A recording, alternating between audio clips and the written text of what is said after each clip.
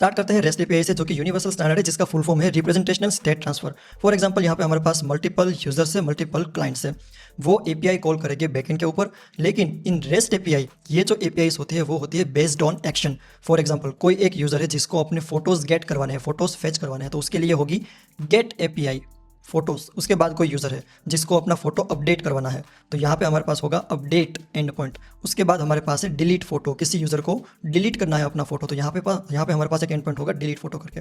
इन similarly जब ये individual and point back and पे जाएंगे तब कौन सा कोड रन होगा, ये सारी चीज़ें होती है हमारे सर्वर के ऊपर कि गेट फोटोज़ की जो एपीआई है उसके ऊपर ये कोड रन होना चाहिए, अपडेट के लिए ये, इन डिलीट के लिए ये।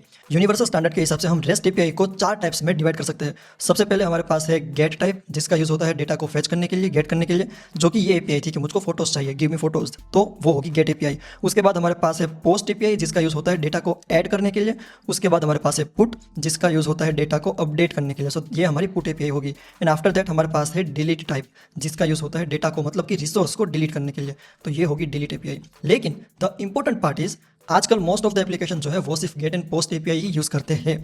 पोस्ट एपीआई के अंदर ही वो लोग ऐड, अपडेट एंड डिलीट, ये तीनों की तीनों चीजें हैंडल कर लेते हैं। इन गेट एपीआई का यूज होता है डेटा गेट करने के लिए। अगर हम प्रोस की बात करें कि क्या क्या प्रोस है रेस्ट एपीआई के, so the most important thing is rest API जो है वो स्टेटलेस प्रोटोकॉल है। मतलब कि जैसे ही हमारी रिक्वेस्ट सर्वर के पास गई एंड हमको रिस्पॉन्स आया, ये जो कनेक्शन होगा वो डिस्ट्रॉय हो जाएगा। मतलब कि server does not remember client. इस केस में क्लाइंट एंड सर्वर के बीच में डेडिकेटेड कनेक्शन की जरूरत नहीं है, एंड इसीलिए रेस्ट एपीआई को हॉरिजॉन्टली स्केल करना काफी ईजी है। फॉर एग्जांपल अगर मुझको यहाँ पे सिंगल सर्वर की जगह 4 सर्वर चाहिए, तो ये मेरे पास आ गए 4 सर्वर्स, एंड मैं ये 4 सर्वर के आगे एक एपीआई गेटवे लगा दूंगा। सो this is my API gateway, right.